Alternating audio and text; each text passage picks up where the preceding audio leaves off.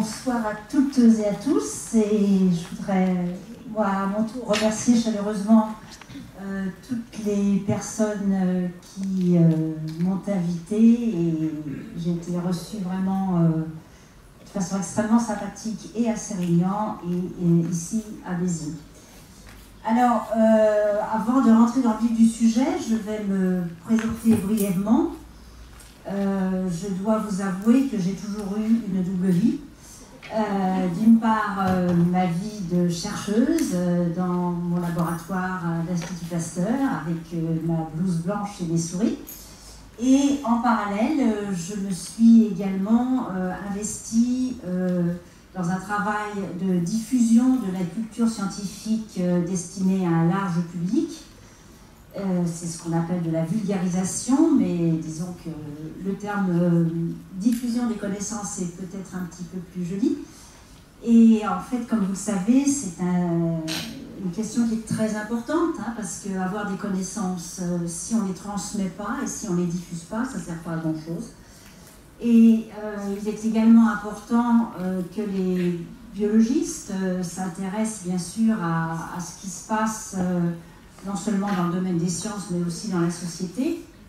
Et vous vous souvenez peut-être qu'à une époque, il était question de ficher les enfants turbulents à la maternelle à l'âge de 3 ans, sous prétexte qu'ils pourraient devenir des délinquants plus tard. Et dans ce cas de figure, il est vraiment important que, face à ces idées, les biologistes s'engagent pour justement expliquer en particulier que le destin d'un enfant n'est pas inscrit dans son cerveau à l'âge de 3 ans. Voilà, donc c'est ce qu'on appelle l'idéologie du déterminisme biologique qui est toujours présente. Il faut toujours être vigilant sur ces questions-là. Et la vigilance également est importante sur tout ce qui concerne un certain nombre d'idées reçues, de stéréotypes sur les différences entre les femmes et les hommes, et c'est le sujet donc de ce soir. Alors pour introduire le sujet, nous allons déjà commencer par un sondage. Êtes-vous d'accord avec les idées suivantes? Les femmes ne sont pas douées pour l'orientation dans l'espace. Oui, répondent 36% des femmes et 58% des hommes. Les hommes ne sont pas multitâches, oui, pour 54% des femmes et 28% des hommes. Deuxième question, ces différences entre femmes et hommes sont-elles dues à des raisons biologiques? Oui, pour 54% des femmes et 57% des hommes. À l'éducation, oui, pour 37% des femmes et des hommes. Donc, vous voyez, ces chiffres illustrent bien la persistance des préjugés naturalistes sur les différences cognitives et comportementales entre les sexes. Alors maintenant, on va explorer un petit peu ce qu'on trouve sur Internet et on va taper un certain nombre de mots-clés et regarder quelles sont les images associées à ces mots-clés. Si vous tapez les mots « cerveau »,« humain »,« futur », vous avez des images de cerveau greffées avec des puces électroniques ou même des lecteurs de CD. Ici, nous avons une illustration du fonctionnement du cerveau. Ici, cette image représente une interrogation philosophique sur les rapports entre le cerveau et la pensée. Et vous pouvez noter que toutes ces images correspondent en fait à des sujets masculins, comme si les femmes n'avaient pas de cerveau, ne faisaient pas partie de l'humanité et n'avaient pas de futur.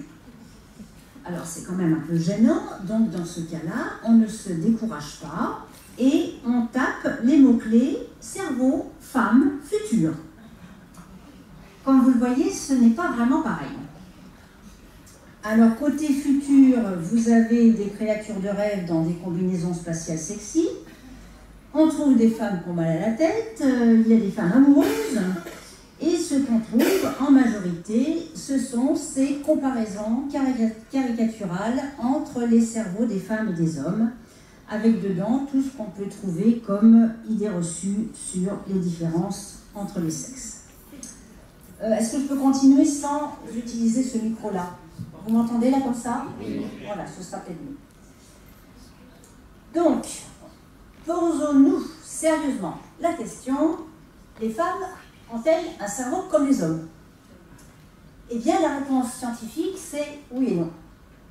Non, parce qu'il existe des différences entre les sexes dans le cerveau et en particulier dans les régions qui contrôlent les fonctions physiologiques associées à la reproduction sexuée. Par exemple, il y a des régions où on va trouver des neurones qui s'activent chaque mois pour déclencher l'ovulation et on ne verra pas ce type d'activité dans le cerveau des hommes. Mais en ce qui concerne maintenant ce qui nous intéresse, à savoir les fonctions cognitives, c'est-à-dire l'intelligence, les capacités de raisonnement, de mémoire, d'attention, d'imagination, etc. Dans ce domaine-là, les recherches en neurosciences et aussi dans d'autres domaines s'accordent à montrer que les femmes et les hommes ont les mêmes capacités cérébrales. Mais malgré toutes ces avancées des connaissances, il existe, comme vous le savez, toujours un certain nombre d'idées reçues et de préjugés qui sont toujours bien tenaces, hélas. Le sondage qu'on a vu tout à l'heure le démontre. Alors parmi ces idées reçues, il y en a une qui est toujours omniprésente, à savoir que, soi-disant, les femmes seraient naturellement multitâches, capables de faire plusieurs choses à la fois. On remarquera qu'elles sont surtout multitâches à la maison. Le ménage, les enfants, la cuisine, j'en passe et des meilleurs. En fait, nous sommes tous et toutes en permanence multitâches dans nos activités professionnelles ou dans notre vie privée. Alors quand on est neurobiologiste, on se dit mais d'où ça vient cette idée de cerveau multitâche? En fait, ça vient au départ d'une expérience qui date de 1982, c'est-à-dire pour nous il y a quand même très très longtemps, où on avait coupé des cerveaux en tranches et où on montrait que les faisceaux de fibres nerveuses que vous voyez ici, qui relient les deux hémisphères cérébraux, ce faisceau, qu'on appelle le corps calleux, était un petit peu plus épais chez les femmes que chez les hommes, d'où peut-être plus de communication entre les hémisphères et plus de capacité à faire plusieurs choses à la fois. Donc c'était une hypothèse. On remarquera que l'étude en question a été faite seulement sur 20 cerveaux, ce qui n'est quand même pas beaucoup. Et en plus, à l'époque, nous étions dans le formol. C'est-à-dire qu'à l'époque, pour étudier le cerveau humain, en fait, on était obligé d'étudier des cerveaux morts conservés dans le formol, ce qui ne donnait pas énormément d'informations, comparativement aux nouvelles techniques dont nous disposons depuis une vingtaine d'années, qui s'appellent les techniques d'imagerie cérébrale par IRM, qui désormais permettent d'étudier le cerveau vivant en train de fonctionner sans avoir à ouvrir la boîte crânienne, ce qui est quand même assez pratique. Et quand on regarde toutes les études en IRM qui ont été faites sur ce fameux corps calleux, on s'aperçoit sur des gros échantillons que, statistiquement parlant, on ne trouve pas de différence entre les femmes et les hommes. On continue avec les idées reçues. Soi-disant, les filles seraient naturellement douées pour le langage avec un esprit littéraire et les garçons seraient, eux, plus performants dans l'orientation dans l'espace avec, en conséquence, plus de facilité pour faire des sciences, des maths et des techniques. Alors, à nouveau, on se demande d'où vient cette vision très stéréotypée des choses. Ça vient essentiellement d'une théorie qui a été lancée en 1968, selon laquelle, chez les femmes, l'hémisphère gauche serait plus développé, ce qui entraînerait plus d'aptitude au langage, alors que chez les hommes, l'hémisphère droit serait, lui, plus performant et plus développé, ce qui faciliterait l'orientation dans l'espace.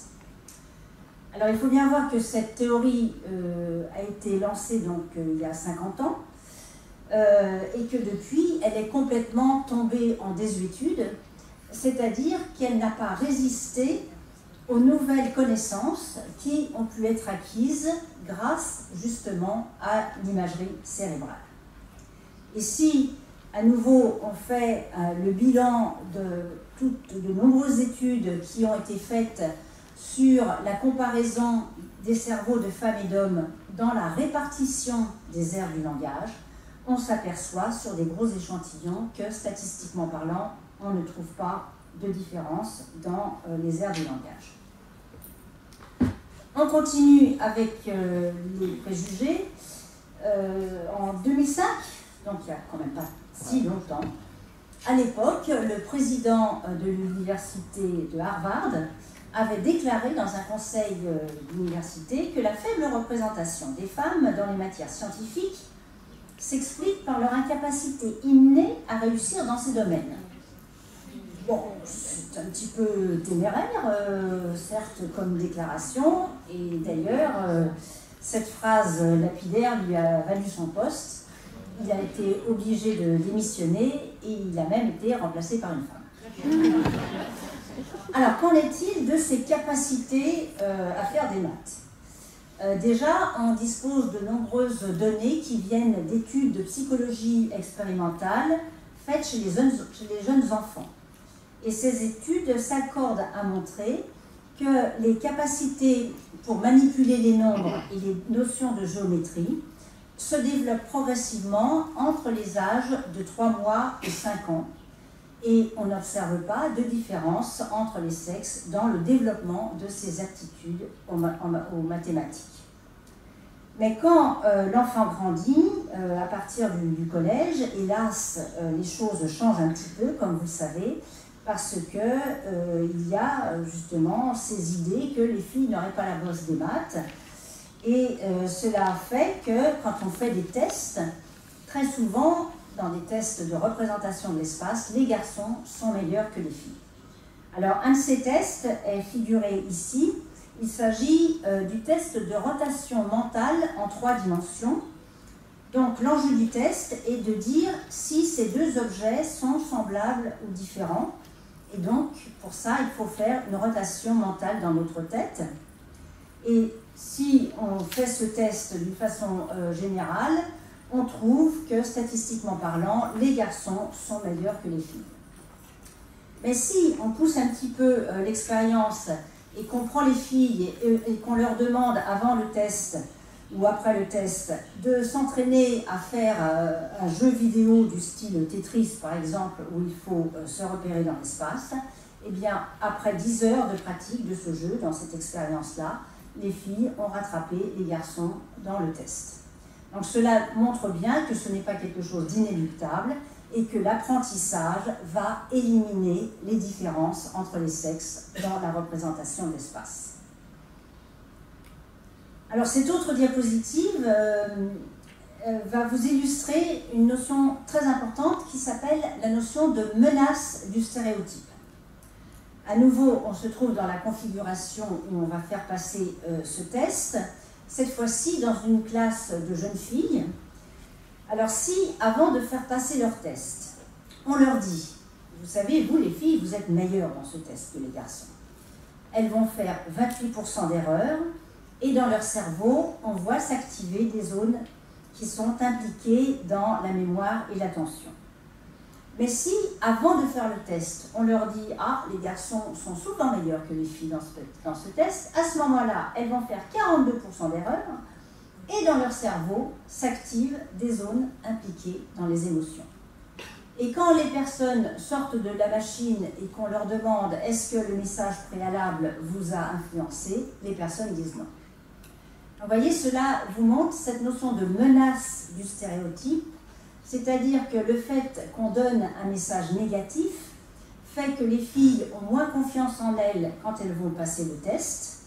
Donc cela va entraîner ce qu'on appelle une augmentation de la charge émotionnelle dans le cerveau qui va interférer avec les processus cognitifs qui permettent de bien réaliser le test. Donc vous voyez, cette notion de menace du stéréotype vous montre à quel point ces processus sont totalement intériorisés et que ce fonctionnement va, hélas, influencer sur les scores quand on fait les tests. Et on a fait le même type d'expérience dans une classe de garçons et on a montré aussi que les garçons sont tout autant sensibles à cette fameuse menace du stéréotype.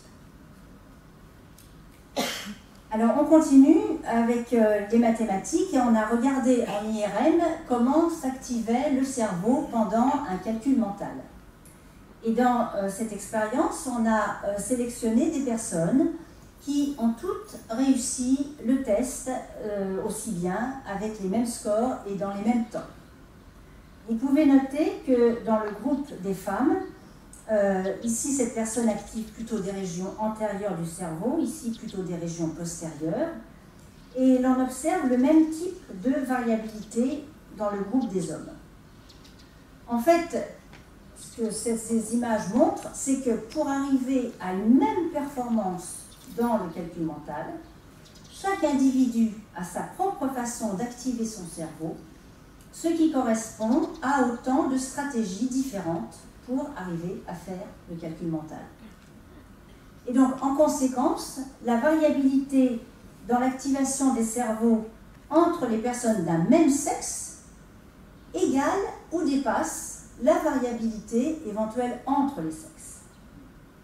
Donc ça, c'est un exemple de variabilité dans l'activation du cerveau, mais vous avez tout autant de variabilité dans l'anatomie du cerveau. Sur ces images en IRM de cerveau vivant, vous pouvez constater que les trajets des sillons qu'on observe à la surface du cortex, c'est ce qu'on appelle les circonvolutions cérébrales. Eh bien, tous ces sillons ont des trajets différents d'une personne à l'autre. Et ce qu'on voit en blanc, ce sont les vaisseaux sanguins qui, eux aussi, ont des trajets différents. Donc, nous avons toutes et tous des cerveaux différents, indépendamment du sexe. Alors ensuite, on se pose la question d'essayer de comprendre d'où vient toute cette variabilité entre les cerveaux. Pour y répondre, déjà, il faut se pencher sur les mécanismes de construction du cerveau chez le fœtus pendant la vie embryonnaire in utero. Pendant cette période, bien évidemment, il faut construire le système nerveux. Et pour construire le système nerveux, les neurones doivent se multiplier activement. On considère qu'environ on fabrique à peu près 300 000 neurones par minute. Hein, c'est quand même assez impressionnant. Ce qui va expliquer qu'à la naissance, le bébé humain se retrouve avec 100 milliards de neurones. Ce qui est quand même un bon stock. Et à ce moment-là, les neurones vont cesser de se multiplier. Mais comme vous le savez, le cerveau d'un bébé est loin d'être terminé parce que les connexions entre les neurones, qu'on appelle les synapses, sont à peine ébauchées. Sur cette diapositive sont figurés les résultats de coupes très fines qui ont été faites à travers le cortex cérébral à la naissance, aux âges ensuite de 1 mois, 3 mois, 6 mois, 15 mois, 24 mois, etc. Et vous pouvez noter que les petits points noirs, c'est-à-dire ce qu'on appelle les corps cellulaires des neurones, ont une densité qui ne varie pas significativement. Mais par contre, ce qui est très flagrant, c'est toute cette augmentation des ramifications entre les neurones que vous voyez ici, qui témoigne de la fabrication de ces fameuses synapses, de ces connexions entre les neurones. Et on considère que dans un cortex humain adulte, il y a environ 1 million de milliards de synapses. C'est-à-dire que chacun de nos 100 milliards de neurones est connecté en moyenne à 10 000 autres. Vous voyez, ce sont des chiffres absolument astronomiques. Or, 90% de nos milliards de synapses se fabriquent après la naissance, c'est-à-dire à partir du moment où l'enfant est en interaction avec son environnement. Et c'est donc tout ce processus d'interaction de l'enfant avec son environnement, donc physique, familial, social, culturel, qui va contribuer à façonner son cerveau. Et on utilise le terme de plasticité cérébrale pour décrire cette propriété du cerveau à s'organiser, notre cerveau est malléable et se construit en fonction des interactions avec l'environnement. Et cela va expliquer pourquoi nous avons toutes et tous des cerveaux différents, puisque chacun de nous a une histoire qui lui est propre, qui n'est pas celle de son voisin, que chacun de nous a vécu des expériences qui sont à nouveau très singulières, des apprentissages qui sont les leurs, et cela va faire que nos cerveaux vont se façonner différemment. Alors pour bien expliciter l'importance de l'interaction avec l'environnement dans la construction du cerveau, nous allons prendre l'exemple du système visuel. Vous savez qu'à la naissance, la vision du bébé est extrêmement sommaire et c'est seulement à l'âge de 5 ans que l'enfant a une vision qui est comparable à celle de l'adulte. Cela veut dire qu'il faut 5 ans pour fabriquer un système visuel, 5 ans pour que, à partir des neurones de la rétine, poussent les prolongements de ces neurones dans les nerfs optiques, lesquels vont rentrer à l'intérieur du cortex cérébral pour se connecter dans les zones qui traitent des informations visuelles. Et pour que ce câblage du système visuel puisse se faire, il faut que de façon impérative, l'œil soit stimulé par la lumière, donc soit en interaction avec le monde extérieur. Il existe des cas d'enfants qui souffrent de cataracte précoce. Ces enfants, il faut les opérer le plus tôt possible pour que justement leur système visuel se câble de façon correcte.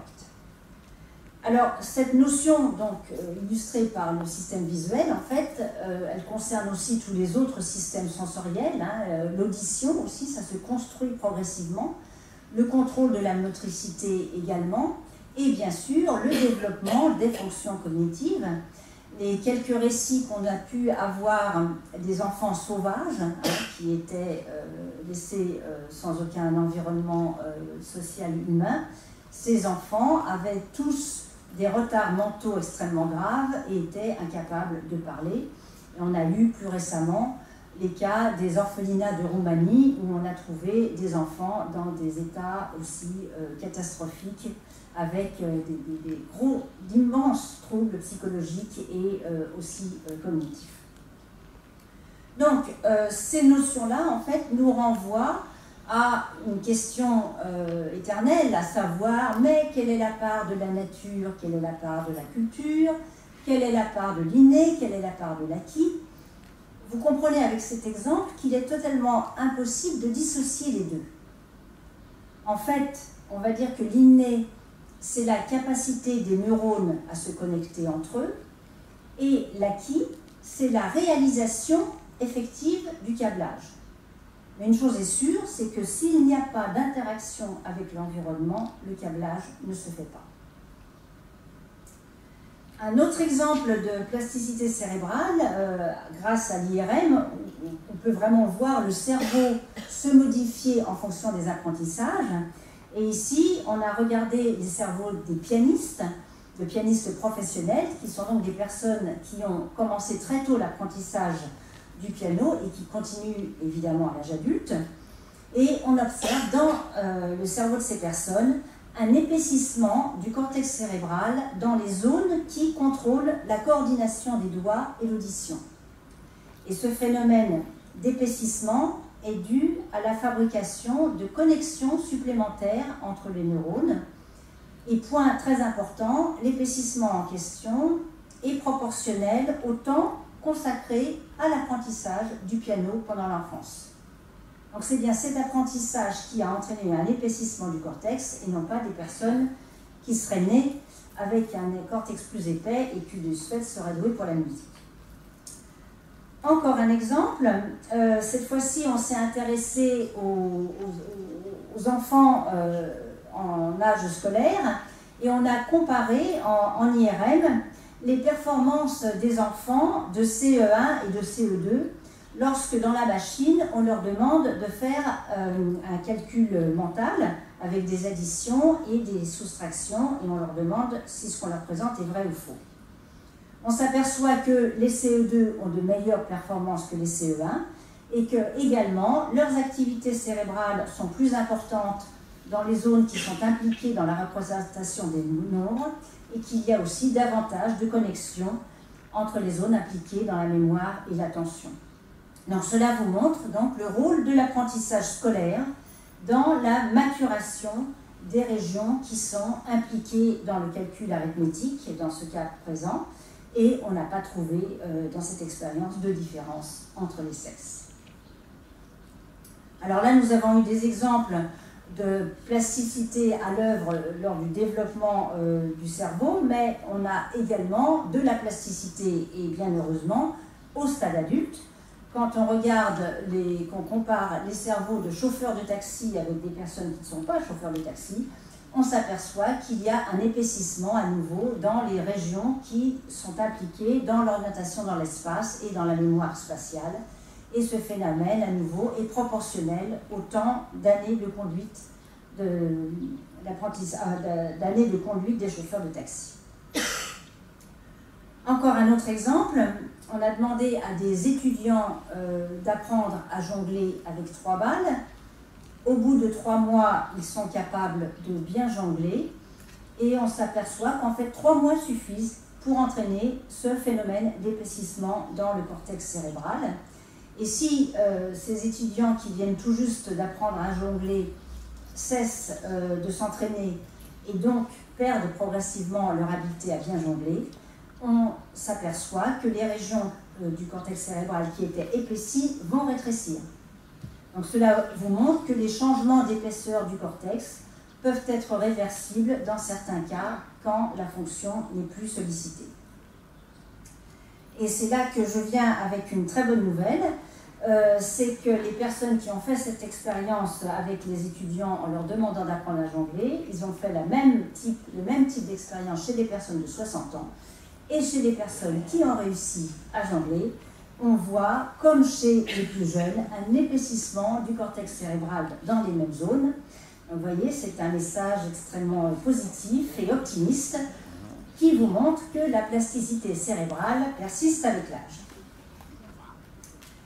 Alors, encore un exemple de plasticité cérébrale, cette fois-ci dans des cas pathologiques. Ici, il s'agit d'une personne qui a été victime d'un accident vasculaire cérébral dans l'hémisphère droit. Et comme vous le savez, les voies du contrôle de la motricité sont croisées, donc accident à droite, paralysie de la main gauche.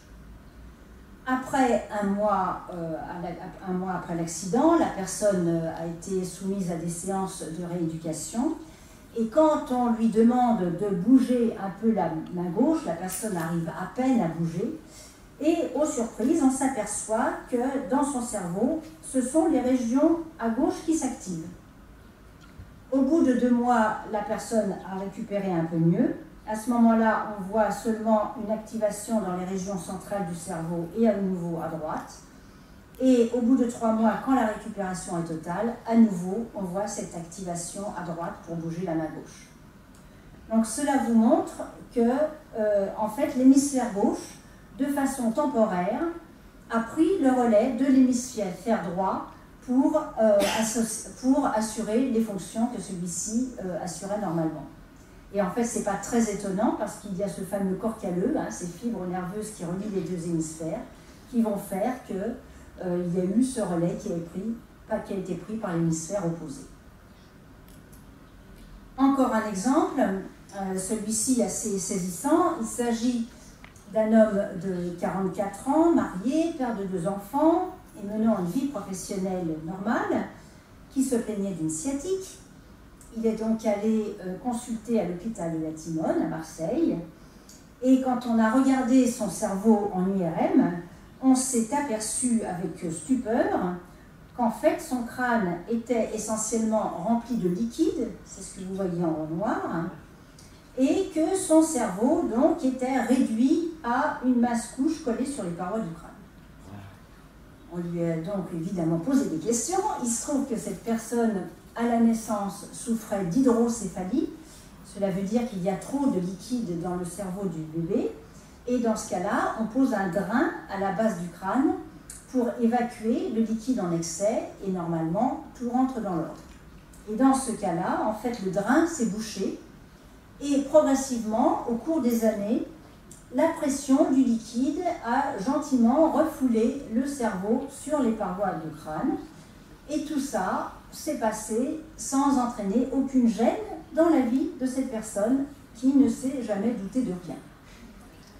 Donc, vous voyez, c'est un joli cas exemplaire, on va dire, de plasticité cérébrale.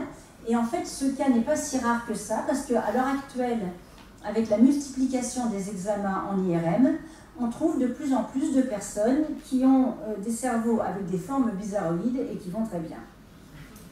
Alors, cet exemple nous permet aussi de poser une question qui, pour nous, neurobiologistes, est très importante, qui est celle d'essayer de comprendre quelles sont les relations entre la structure et le fonctionnement du cerveau. Et en fait, on ne sait toujours pas répondre à cette question. Et en particulier, là, on est totalement incapable d'expliquer comment un cerveau avec une forme aussi incroyable peut assurer les mêmes fonctions qu'un cerveau normal. Et donc, cela vous montre aussi qu'il n'y a pas de lien direct entre la forme du cerveau et les aptitudes intellectuelles. Et on peut même penser que si ces images du cerveau avaient été connues du temps de l'enfance de ce patient, il aurait été étiqueté comme futur handicapé mental, avec toutes les conséquences de stigmatisation et de souffrance psychique que tout ça là aurait pu entraîner. Donc maintenant que vous savez tout sur la plasticité cérébrale, qui fait que notre cerveau se remanie en fonction des expériences de vie, que l'on soit jeune ou que l'on soit adulte et même avancé en âge, vous pouvez comprendre justement l'influence majeure de l'environnement social et culturel dans la construction du cerveau, nous l'avons vu, par là même dans le développement psychologique et cognitif, et également dans la construction de nos identités de femmes et d'hommes. À la naissance, le bébé humain n'a pas du tout conscience de son sexe. Et c'est progressivement qu'il va en prendre conscience à mesure que son cerveau se développe, à mesure que ses neurones se connectent entre eux. Et c'est seulement à l'âge de 2 ans et demi que l'enfant a les capacités mentales suffisantes pour s'identifier au féminin ou au masculin. Mais bien avant l'âge de 2 ans et demi, comme vous savez, on lui a déjà sexué son environnement, on lui a décoré sa chambre différemment, on a donné des jouets différents, des habits différents. On sait aussi que les adultes n'ont pas les mêmes attitudes avec les bébés filles ou garçons, et très souvent ce sont des attitudes totalement inconscientes. Avec les garçons, il y aura davantage d'interactions physiques, on va les faire sauter en l'air, tandis qu'avec les filles, on va davantage leur parler, leur sourire, leur chanter des chansons. Enfin, tout un tas de stéréotypes dans les comportements qui nous sont la plupart du temps totalement inconscients. Et c'est donc tout ce processus d'interaction de l'enfant avec son environnement physique, affectif, familial, social, culturel, qui va contribuer à forger certains goûts, certaines aptitudes, certains traits de personnalité en fonction des normes du féminin et du masculin qui sont données par la société dans laquelle l'enfant est né. Et tout ce processus donc, de construction progressive de l'identité sexuée, l'identité sexuée, elle n'est pas donnée au départ, elle se construit progressivement, justement grâce aux propriétés de plasticité du cerveau. Et cela nous renvoie aux notions de sexe et de genre, c'est-à-dire la construction sociale et culturelle des identités et des rapports sociaux entre les sexes. La découverte de la plasticité cérébrale vient enrichir et conforter les études en sciences humaines et sociales sur le genre. Le genre n'est absolument pas une théorie, c'est un concept qui ne nie pas du tout la réalité biologique, comme certains le prétendent, bien au contraire, le genre l'intègre complètement en prenant en compte justement cette notion de plasticité cérébrale. Alors, avant de terminer, on va dire peut-être quelques mots sur les hormones sexuelles et leur action sur le cerveau. Déjà, chez les animaux, les hormones sexuelles jouent un rôle très important pour déclencher les comportements de rut et d'accouplement qui vont correspondre de façon très précise au moment de réceptivité des femelles. Donc ça veut dire que sexualité et reproduction sont complètement associées. Ensuite, au cours de l'évolution des espèces, comme vous le savez, et quand on arrive vers les grands singes et après chez les hominidés, en fait, on observe une séparation progressive de la sexualité et de la reproduction. On sait maintenant, par exemple, que les bonobos ont des jeux sexuels sans forcément avoir envie de se reproduire. Et chez l'humain, donc, nous avons atteint quand même un stade où il y a une complète dissociation entre sexualité et reproduction. Cela veut dire, en termes clairs, que le taux d'hormones dans le sang ou dans le cerveau n'a strictement rien à voir avec le moment des rencontres, ni avec le choix des partenaires. Et on sait bien, par exemple, que les personnes homosexuelles, qu'ils soient hommes ou femmes, n'ont absolument aucun trouble hormonal. Alors on nous dit aussi que ces hormones, elles sont responsables de nos états d'âme, de nos variations d'humeur, dépression, nervosité, agressivité, etc. Alors dans ce domaine, il faut distinguer deux types de situations bien différentes. Il y a des situations qu'on va qualifier de bouleversements physiologiques majeurs, c'est-à-dire des cas pathologiques de stérilité ou de traitement de certains cancers, où on a des personnes qui peuvent avoir des taux d'hormones qui sont très très bas ou bien très très hauts. Et dans certains cas, on peut faire des corrélations entre fluctuations hormonales et fluctuations d'humeur. Mais dans des conditions physiologiques normales, aucune étude rigoureuse n'a permis de montrer qu'il existait un rôle déterminant des hormones dans nos fluctuations d'humeur. Cela signifie, en d'autres termes, qu'il n'y a pas une loi hormonale universelle qui dicte nos comportements. Il n'y a pas une loi universelle qui ferait que toutes les femmes sur la planète à J15 du cycle se trouvent en pleine euphorie et à J25 se trouvent en pleine dépression. Chaque femme, nous avons tous des cerveaux différents, chaque femme a sa propre façon de vivre son cycle menstruel. Quand on le vit à 15 ans, ce n'est pas le même quand on le vit à 30 ans. Chaque femme a sa propre façon de vivre sa ou ses grossesses, sa ménopause. Il n'y a pas une loi obligatoire biologique derrière tout ça. Et de même qu'on peut dire que la testostérone n'est pas du tout responsable du fait que les hommes fassent la guerre et qu'il y a autant de violence partout aussi sur la planète. Donc ça, c'est un point très très important. Alors, pour terminer, je dirais qu'au XIXe siècle, on avait utilisé les mesures du crâne et du cerveau pour justifier les inégalités entre les sexes, les races et les classes sociales. On disait à l'époque que les femmes étaient moins intelligentes que les hommes parce qu'elles avaient un cerveau plus petit. On disait aussi que les blancs avaient des cerveaux plus gros que les noirs et que les patrons avaient des cerveaux plus gros que les ouvriers. Nous sommes maintenant au XXIe siècle. On a fait des progrès considérables dans l'exploration du cerveau, avec en particulier la découverte de cette plasticité cérébrale. Mais malgré tout ça, il existe toujours une persistance de cette idéologie d'un déterminisme biologique qui laisserait croire que dès la naissance, les petites filles et les petits garçons ont des cerveaux câblés différemment, ce qui expliquerait ensuite les différences de rôle des femmes et des hommes dans la société. Donc dans ce contexte, c'est ce qu'on avait évoqué au début de l'exposé, il est important donc que les biologistes s'engagent dans le champ social pour contribuer à diffuser un savoir scientifique de qualité auprès d'un grand public. Et ce point est particulièrement important dans l'éducation pour justement contribuer à promouvoir une égalité des chances entre les filles et les garçons à l'école.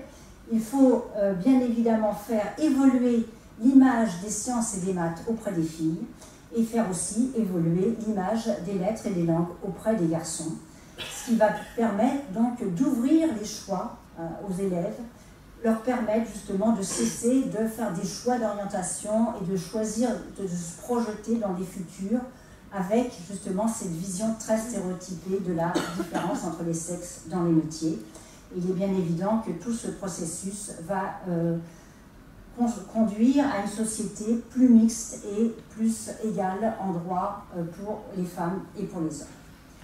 Et si vous voulez en savoir plus, je vous renvoie à ces quelques livres qui traitent des questions que nous avons évoquées aujourd'hui, avec un langage extrêmement compréhensible pour un grand public. Et donc celui-ci, c'est le dernier. Nos cerveaux tous pareils, tous différents. Il y a eu la réédition de Cerveau, sexe et pouvoir. Et le petit rose, c'est les filles ont-elles un cerveau fait pour les maths. Je vous remercie.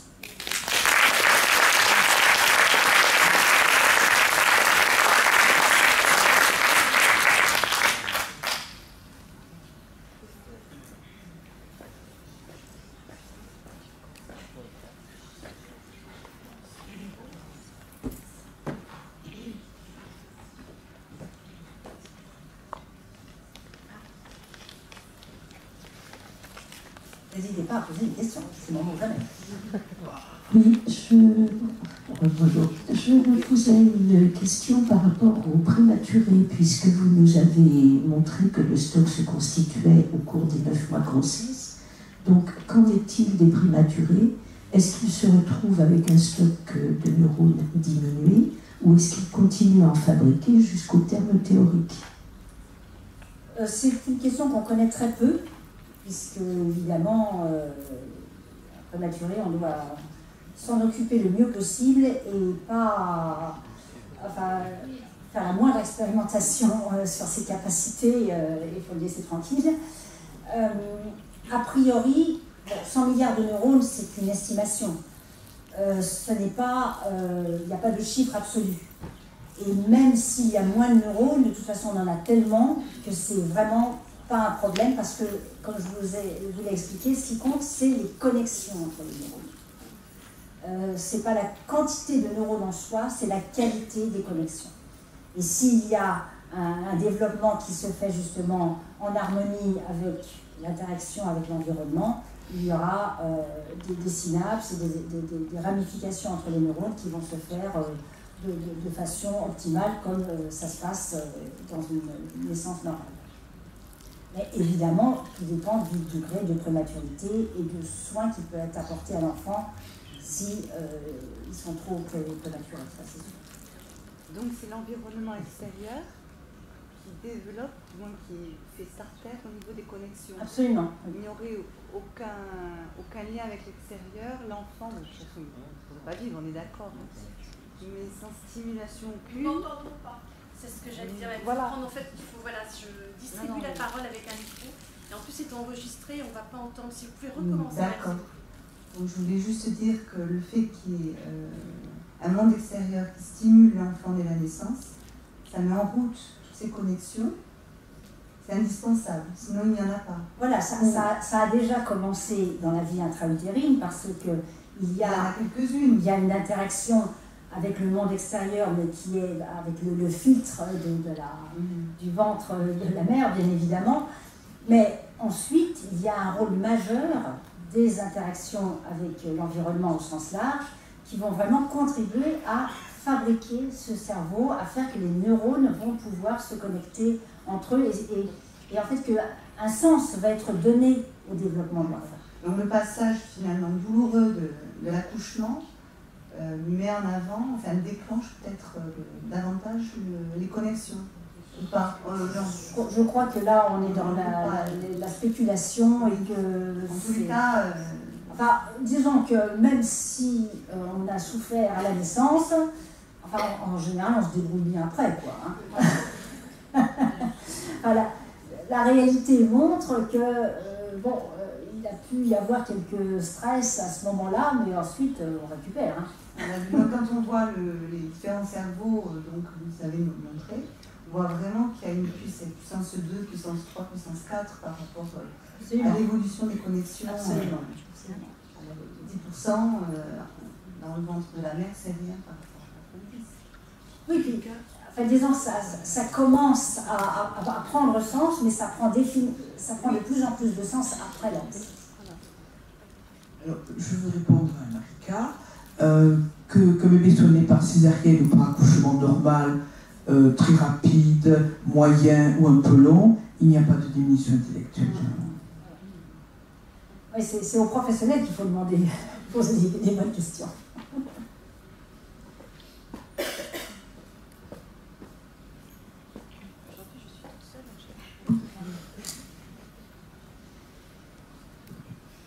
Bonsoir.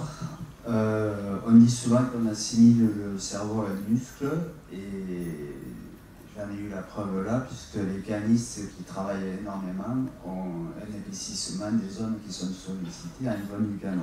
Donc plus on sollicite son cerveau, plus il fonctionne, donc plus il crée de synapses et donc je suppose que les gens d'un certain âge ont intérêt à le faire travailler énormément pour conserver la fonction cognitive. C'est une question? Je crois que je donne la réponse. On me demande souvent, alors, mais qu'est-ce qu'il faut faire pour ne pas vieillir du cerveau? Donc, je dis sans hésiter que j'ai la réponse. La réponse, c'est de continuer à aimer la vie. Et comme chacun a sa propre façon d'aimer la vie, les uns vont faire des mots croisés, les autres vont jouer aux cartes, les autres vont s'occuper de leurs petits-enfants, etc., etc. Oui, c'est simplement être en interaction avec le monde extérieur, s'intéresser à ce qui s'y passe et interagir avec toutes les proches et les moins proches. Il faut donner du sens aux choses, c'est ça le plus important.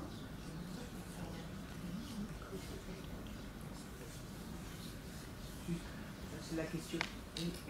Au point de vue Alzheimer, y a-t-il des Attendez, je vais votre après je vais voir madame. Au point de vue Alzheimer, parce que malheureusement c'est un problème cérébral, y a-t-il des traitements envisagés, efficaces? On commence à y penser à un certain âge. Bon, il faut être très prudent par rapport à cette maladie d'Alzheimer dont on parle de plus en plus et beaucoup de gens s'inquiètent en disant « Ah, j'ai un trou de mémoire, c'est Alzheimer qui commence ». Bon, disons que le sujet est à la mode, il est peut-être un peu trop à la mode. Bon, la maladie d'Alzheimer, c'est une maladie. C'est une pathologie particulière, ce n'est pas un processus normal lié au vieillissement. C'est-à-dire que ce n'est pas parce qu'on va vieillir qu'on aura forcément à un certain moment la maladie d'Alzheimer. Il y a des personnes qui souffrent de cette pathologie et d'autres qui ne souffrent pas de cette pathologie, quel que soit l'âge. Donc ce n'est pas un processus inéluctable, ça c'est vraiment très important. Et ce processus donc, où il y a des neurones qui sont déficitaires et dans certaines régions du cerveau qui vont entraîner un certain nombre de troubles dans la maladie d'Alzheimer, dans l'état actuel de nos connaissances, on ne sait absolument pas les causes. Et si on ne sait pas les causes, on sait encore moins les traiter. Et donc ces sujets restent encore très très énigmatiques. Et quelque part, ce n'est pas tellement étonnant, hein, avec un cerveau, avec ses 100 milliards de neurones et ses 1 million de milliards de connexions, essayer de comprendre comment le processus règle la vie et la mort des neurones dans un tel degré de complexité, c'est extrêmement, extrêmement long pour avoir des connaissances un petit peu solides sur ce qui se passe dans ce type de pathologie. Si on prend par exemple la maladie de Parkinson, qu'on connaît enfin vraiment, il y a eu énormément d'études qui ont été faites, on est toujours incapable, malgré toutes nos connaissances, hein, on sait relativement précisément quelles zones dégénèrent dans le cerveau, etc. Et hélas, on n'a pas non plus de moyens de freiner le développement de cette maladie et on ne sait pas pourquoi les neurones meurent. Donc ça reste un gros problème.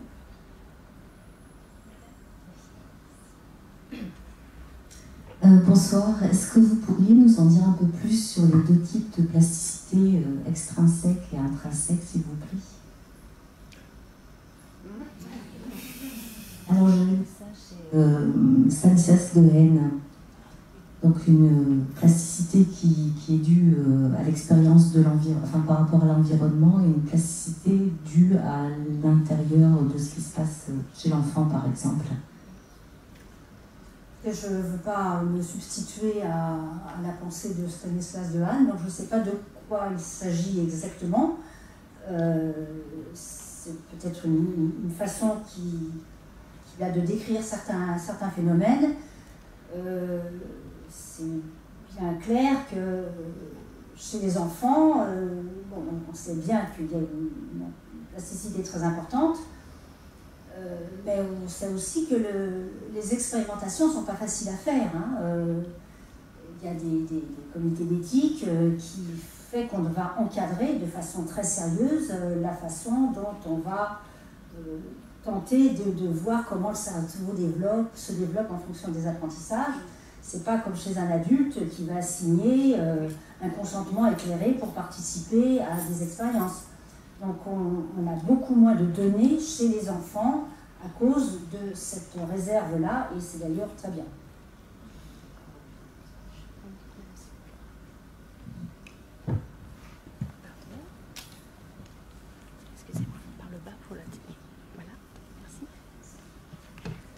Est-ce qu'il y a une explication au niveau neurobiologie des personnes transgenres, enfin d'avoir un sexe masculin, par exemple, sans dire femme ou à l'inverse? Alors le fait qu'il y a des personnes qui ne soient pas en accord dans leur développement psychique avec leur apparence et avec leur sexe biologique, et c'est en fait une illustration de cette plasticité cérébrale, justement. Hein. Ça veut dire que ce n'est pas parce qu'on est né avec une telle enveloppe corporelle que le psychisme et la vie mentale vont aller ensemble. Et qu'il existe donc des personnes qui, dans leur itinéraire, petit, adolescent, va faire qu'il y a un trouble dans la façon dont il se perçoit et dont il a envie ou elle a envie de se projeter, et que donc à l'heure actuelle il y a tout un tas de processus qui sont mis en œuvre pour aider ces personnes à être en accord avec leur enveloppe corporelle, et ça montre bien que tout n'est pas déterminé dès la naissance dans cette notion d'identité sexuelle. Du coup, ça ne serait pas inné Bien sûr que non. C'est acquis. Oui, bah c'est le développement de la personne qui prend certaines voies, et puis voilà. Puis c'est pas, on est tous différents. Hein. Ce qui fait la richesse de l'humanité, c'est le fait qu'on personne ne ressemble à son voisin et à sa voisine, et ça c'est vraiment bien. C'est ce que je vais dire peut-être. Il est là-bas, le micro. Il est repassé là-bas. Vraiment, c'est du basique.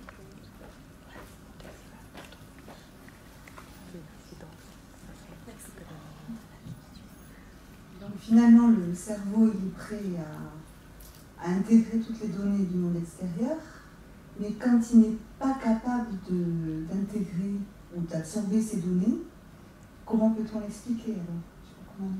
Vous comprenez ce que je veux dire? C'est-à-dire qu'un cerveau, par exemple chez l'autiste, vous êtes dans une pathologie là. On est dans une pathologie. Si vous parlez pathologie, c'est pathologie. Oui. Si vous parlez mais non pathologie, on ne sait pas trop là non plus le côté psychique, le côté pathologie pure.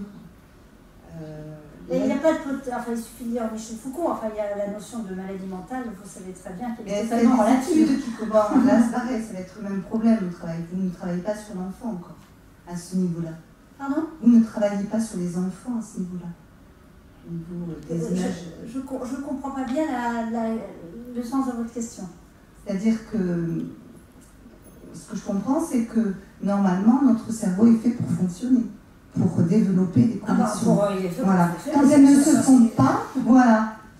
Donc, vous parlez de pathologie. Notamment. Il y a des personnes qui... quand il y a incapacité du cerveau à pouvoir se mettre en développement. Voilà. Est-ce que... Ça s'appelle des pathologies. On ne peut pas l'expliquer.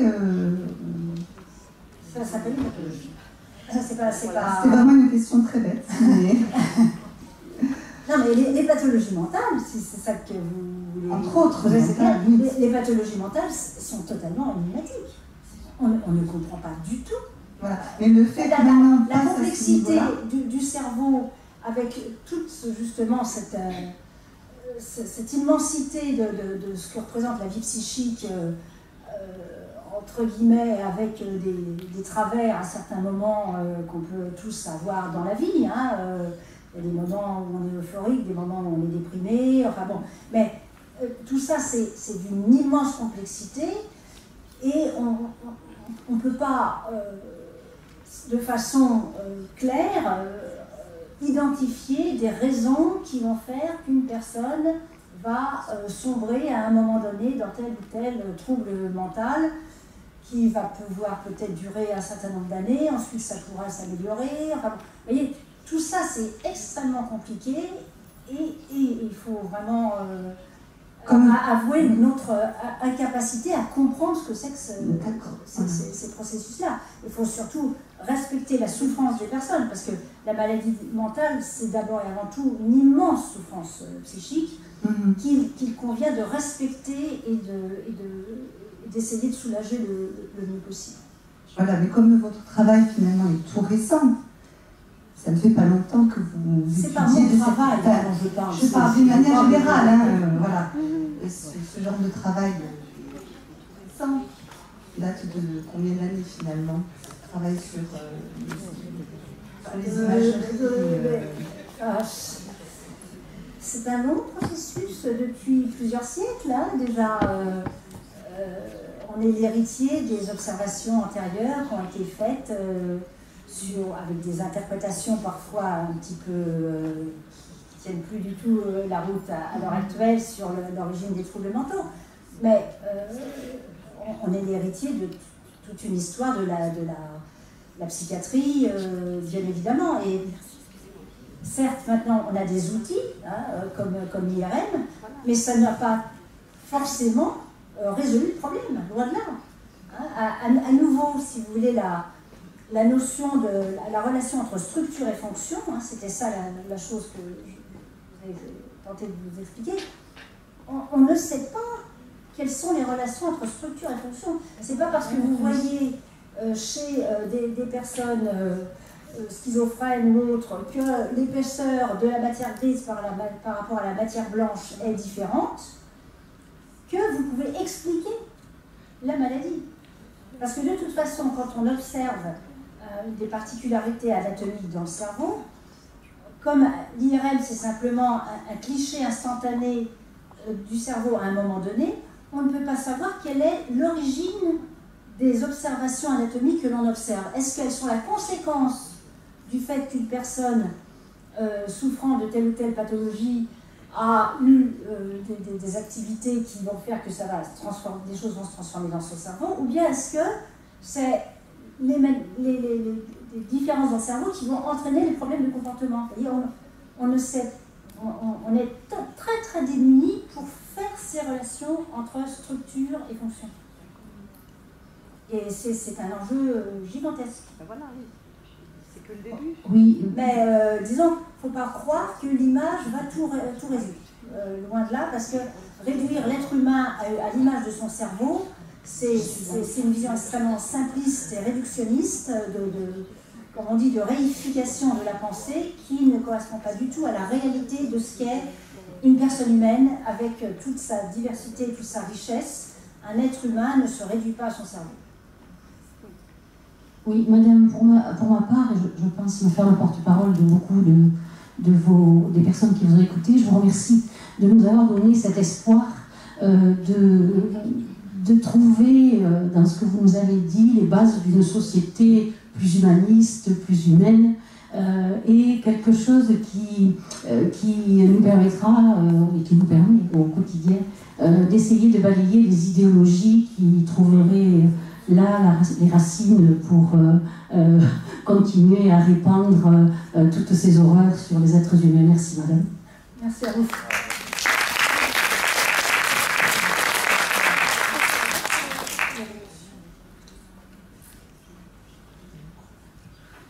Bonsoir. Je voudrais poser une question concernant les délinquants sexuels, les violeurs, qui se disent que par moments ils sentent des pulsions en eux irrépressibles, Alors, est-ce que ces pulsions sont d'ordre hormonal? Et est-ce que la castration chimique, c'est hormonal ou bien c'est totalement différent?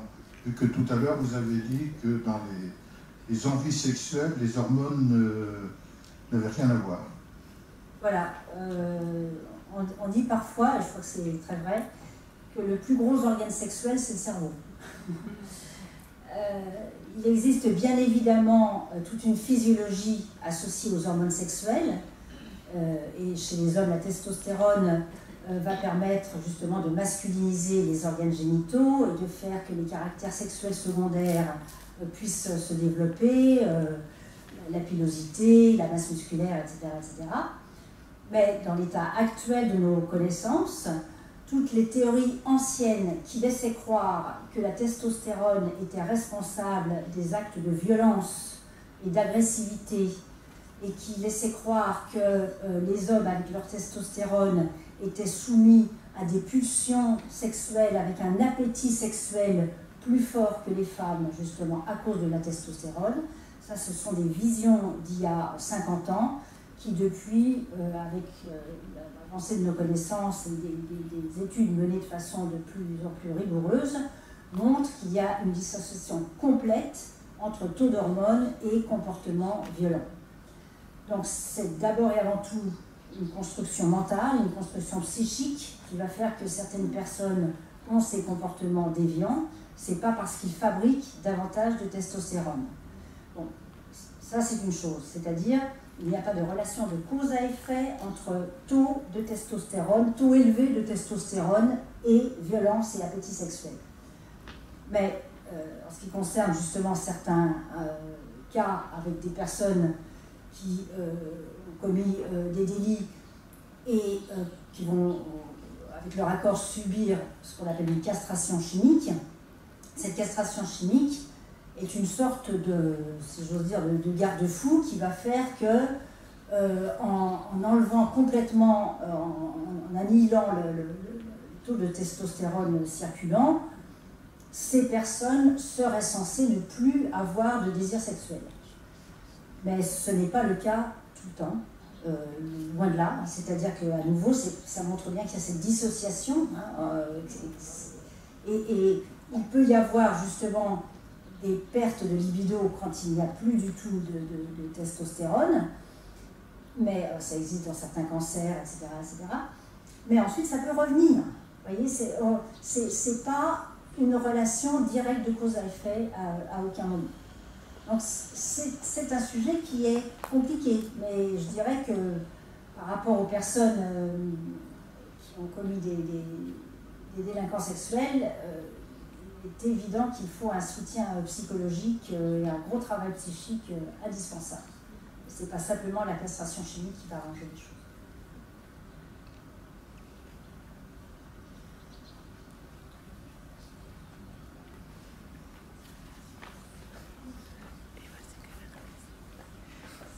On va prendre d'autres questions et après monsieur. Je souhaiterais savoir si nous sommes tous égaux à la naissance avec notre cerveau. Donc, on va dire un cerveau vierge. Alors, le cerveau vierge, on ne risque pas de pouvoir l'étudier, parce qu'ils ne sont jamais vierges, le cerveau. Déjà, ils se sont constitués dans la vie intra-utérine avec un environnement particulier qui va déjà commencer à façonner un petit peu la chose. Et ensuite, dès qu'on arrive à l'air, si j'ose dire, il va y avoir tout un processus qui va immédiatement contribuer à faire à orienter dans certains sens, plus ou moins, le processus de maturation du cerveau. Donc, c'est pour ça qu'on ne peut pas séparer l'inné de l'acquis. Vous voyez, c'est bon. Alors, on peut imaginer qu'il puisse y avoir des personnes qui peuvent avoir justement des capacités de connexion un peu différentes les unes par rapport aux autres, qui feraient qu'elles pourraient apprendre plus facilement ou je ne sais trop quoi. Mais en fait, tout dépend de l'environnement. Si Mozart était né en Alaska, il n'aurait certainement pas pu écrire toutes ces symphonies. Enfin, on notera qu'il est quand même né dans une famille de musiciens et que ça facilitait largement le fait de devenir un expert génialissime dans la musique. Vous voyez, faut toujours penser, hein, puis il y a cette notion qu'on appelle l'épigénétique maintenant qui montre que justement la notion de gène en tant que telle ne suffit en aucun cas à expliquer les comportements et les aptitudes. Parce que c'est tout ce processus d'interaction qui va faire que même si une personne aurait des neurones capables de se connecter plus vite qu'une autre, s'il n'y a pas l'environnement favorable autour, eh bien, cette personne ne pourra pas développer ces capacités-là.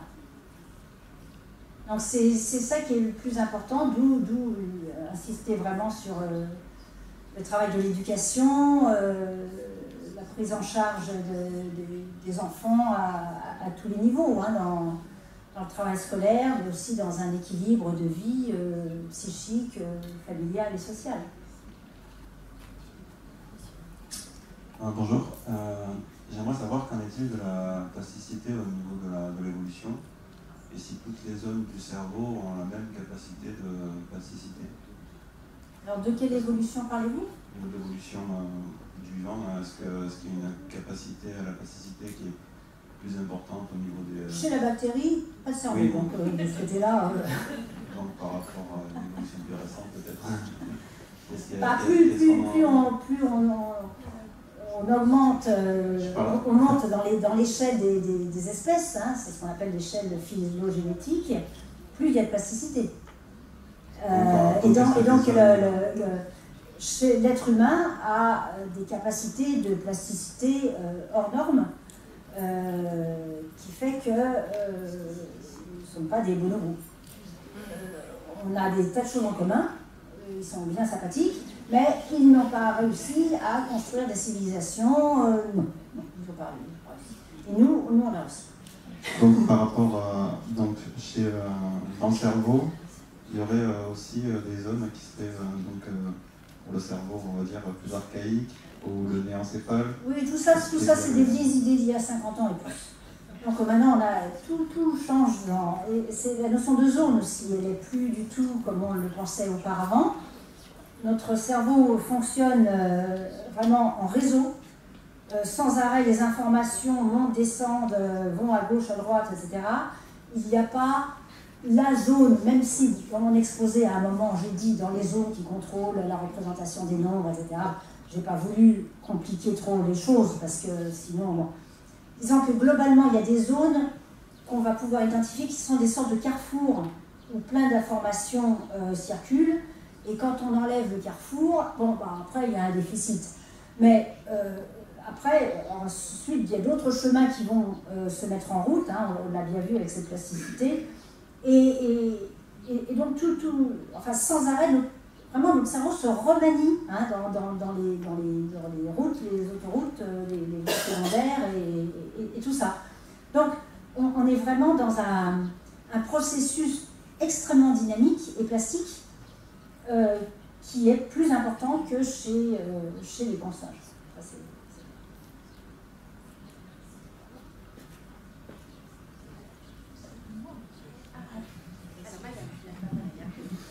Bon, en fait, je m'excuse parce que c'était pour revenir sur la question de la castration chimique. Comme vous aviez montré qu'aux petites filles à qui on dit qu'elles ne sont pas douées en maths, il y a l'effet aussi du langage. Et la castration chimique, bien évidemment, quelqu'un qui accepte la castration chimique, il va y avoir un effet de la castration au niveau, évidemment, de ce que ça implique. Je voulais juste raconter que lorsque, peu avant mon accouchement, j'avais le monitoring avec des contractions et une amie est arrivée, on a discuté et on voit sur le monitoring des contractions qui diminuent très nettement. Elle est sortie, je me suis retrouvée seule, les contractions sont remontées. Voilà, donc on voit bien l'effet du cerveau sur le corps. Absolument, et réciproquement. L'effet du corps sur le cerveau. Oui, donc je me demandais si on en savait un peu plus, ou peut-être pas encore, sur d'éventuelles particularités de fonctionnement du cerveau chez les personnes qui ont un QI très élevé ou les surdoués. Non, on ne sait rien du tout. Déjà, il faut se méfier de la notion de QI. Vaut mieux pas l'utiliser pour quantifier l'intelligence, puisque l'intelligence, donner une définition d'intelligence, déjà, il faut déjà être très ambitieux. Bon, le QI, c'est comme l'IRM, hein, ça donne une sorte de cliché instantané de l'acquisition d'un certain nombre de connaissances avec certaines aptitudes, et puis c'est tout. Hein. Ce n'est pas une mesure de l'intelligence, et ça ne permet pas de prédire quoi que ce soit de façon valide. Hein. Bon, c'est certes important de faire des évaluations dans un niveau scolaire pour savoir si les élèves ont besoin plus ou moins d'un soutien et autres, mais il ne faut pas, vous savez, faire dire au QI de ce qu'il ne dit pas. Quant aux personnes qui ont des capacités cérébrales exceptionnelles, qui peuvent extraire des racines carrées à n'en plus finir, avec une mémoire de tout le bottin, enfin je ne sais trop quoi, il y a quelques cas comme ça qui sont très très rares, et quand on leur pose des questions, en fait je me souviens d'une personne justement qui extrayait des racines carrées à n'en plus finir. C'est une personne qui, petite, elle était souvent très très seule, et elle était enfermée dans sa chambre, et elle s'ennuyait, et pour s'occuper, elle s'est mise à manipuler des nombres et à prendre des repères sur la fenêtre, sur l'armoire, sur le tapis, et à se construire tout un monde mental qui permet de retenir des suites de chiffres associés au tapis, à l'armoire. Toute une vie imaginaire intérieure appliquée aux manipulations des nombres qui lui a permis de... Et donc ce processus-là, c'est un processus d'apprentissage progressif aussi, pour arriver à extraire toutes les racines carrées. Ils ne sont pas nés comme ça, moi je sais extraire une racine carrée. Mais c'est lié à l'itinéraire particulier d'une personne. Et donc à nouveau, c'est des cas rares, et à partir de là, c'est pas en regardant leur cerveau, en montrant qu'il y a plus ou moins de matière grise ou matière blanche, qu'on va comprendre davantage les cerveaux des uns et des autres. Parce qu'à nouveau, on ne sait pas si les particularités anatomiques qu'on verra dans leur cerveau sont la cause ou la conséquence de l'activité de calcul mental exacerbé.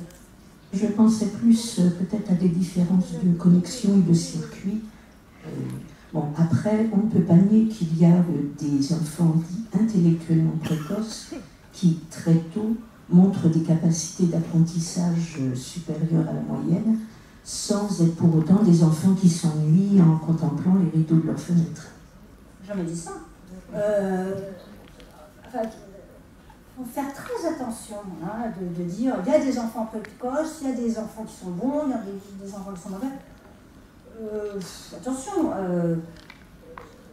la réalité de l'attention d'un enfant à l'école, c'est une chose. Il y a aussi son environnement proche qui va faire que les motivations pour apprendre peuvent être différentes, qu'à certaines périodes de la vie de l'enfant, ça se passera d'une certaine façon et d'une autre plus tard.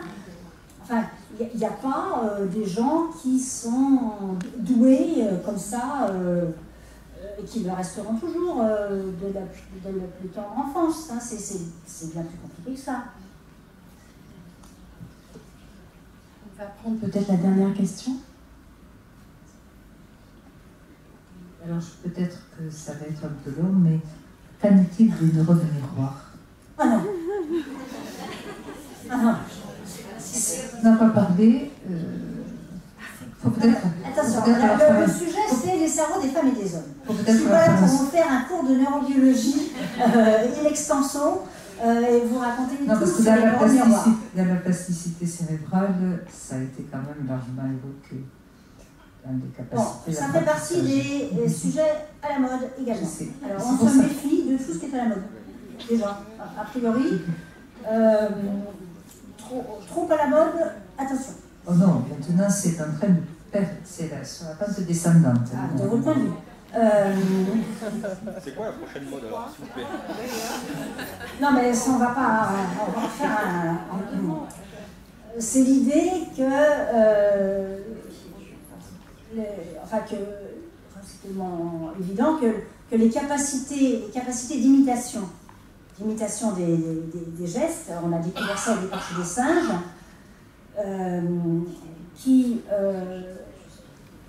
où on a vu que dans leur cerveau, quand dans un conditionnement, ils devaient prendre une banane, il y avait certains neurones qui s'activaient, qui correspondaient au geste de la préhension de la banane. Et un peu par hasard, on a découvert que quand le singe voyait des humains qui prenaient une banane, il y avait les mêmes neurones qui s'activaient. Donc, on s'est dit, il y a des neurones qui fonctionnent en miroir, avec une sorte de représentation mentale du geste de l'appréhension. Et donc, on a appelé ça des neurones miroirs, parce qu'ils s'activent en imitation. Certes, et à partir de là, on leur a fait dire énormément de choses à ces neurones miroirs. On a fait croire qu'il y en avait chez les humains. Je peux vous dire qu'on ne peut pas enregistrer des neurones miroirs chez les humains et rentrer des électrodes pour le plaisir comme on le fait chez le singe. D'ailleurs, ça se fait de moins en moins pour le plaisir. Enfin, bref, en IRM, on peut voir des zones qui s'activent plus ou moins dans des processus d'imitation. Mais à nouveau, c'est bien plus compliqué que ça. Et le problème, c'est qu'après, on a dit les neurones miroirs, c'est ça qui est responsable des phénomènes d'empathie. Les autistes ont moins d'empathie, donc ils ont moins de neurones miroirs, etc., etc. Donc, à nouveau, on a pris une vision extrêmement réductionniste pour dire ça y est, on a tout compris de l'autisme, il manque des neurones miroirs. Alors, c'est un raccourci trop rapide.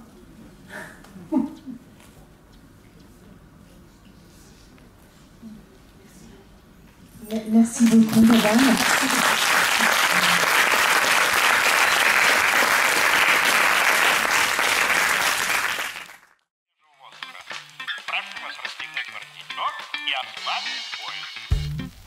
Ноги соедините, руки опустите.